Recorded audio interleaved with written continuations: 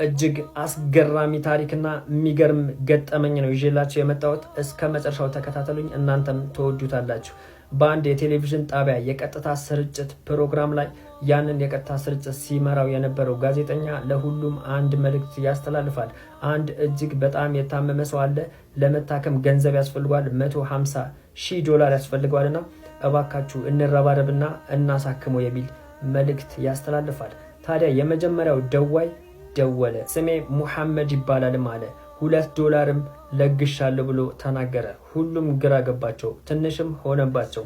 ያ ጋዜጠኛም ጠየቀው፣ ለምንድነው $2 የለገስከው ሲለው፣ እኔ ሙስሊም ነኝ፣ ካላችሁ ላይ አካፍሉ ተብለናል። እኔ ደግሞ ያለኝ $4 ብቻ ነው። በስራ አጥነት እየተንከራተትኩኝ ስለሆነ ከዝምታ ይሻላል ብዬ $2 ለግሻለሁ። ይሄ የሚያዘዘኝ ዲነል ኢስላም ነው ብሎ ተናገረ። ሱብሃንአላህ።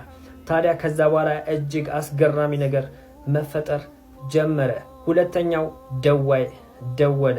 ታዲያ $8,000 እንደለገሰ ተናገረና የሚገርመው ግን ከዛ $8,000 $4,000 ቅድም $2 ለለገሰው ሙሐመድ ይሁንልኝ አለ።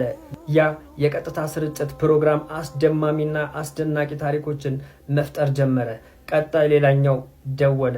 $10,000 ለግሻለሁ፣ ከዛ ውስጥ 5,000 ለዛ $2 ለለገሰው ሙሐመድ ይሁንልኝ አለ። እጅግ አስደናቂ ነገሮች መፈጠር ጀመሩ። በብዙ ሰዓት ስብሰባ በኋላ በጣም በሚገርም ሁኔታ ለዛ ለታካሚው ያ ብር ሞላለት። የሚገርመው ግን ለዛ ለሙሐመድም በጣም ብዙ ሰዎች ነው እንደዛ የለገሱለት። ታዲያ ያ ፕሮግራም ተዘጋ። በሚቀጥለው አንድ ፕሮግራም ቀጥታ ስርጭት ላይ ድጋሚ ተዘጋጀ። በዛ የቀጥታ ስርጭት ላይ ያ ሙሐመድ $2 የለገሰው የክብር እንግዳ ተደርጎ ተጠራ። ያኔም አስደናቂ ነገሮች መፈጠር ጀመሩ። ሙሐመድ እጅግ ከሚገምተው በላይ ገንዘብ ለሱም እንደተሰበሰበለትና የብዙ የስራ እድል ይነግሩት ጀመረ። ሱብሃንአላህ። እሱም የስራ አጥ የነበረ እጅግ ሲንከራተት የነበረው ሰውዬ $2 መለገሱ ብቻ አማርጦ የፈለገውን ስራ የመቀጠር እድሉን አገኘ።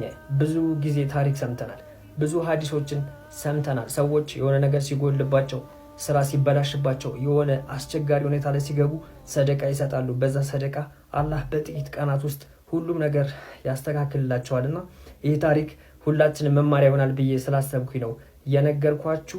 በደንብ ሼር አድርጋችሁ ሌሎች እንዲማሩበት አድርጉ። ኮፒ ሊንክ፣ ሼር፣ ሪፖስት እያደረጋችሁ በደንብ አዳርሱት።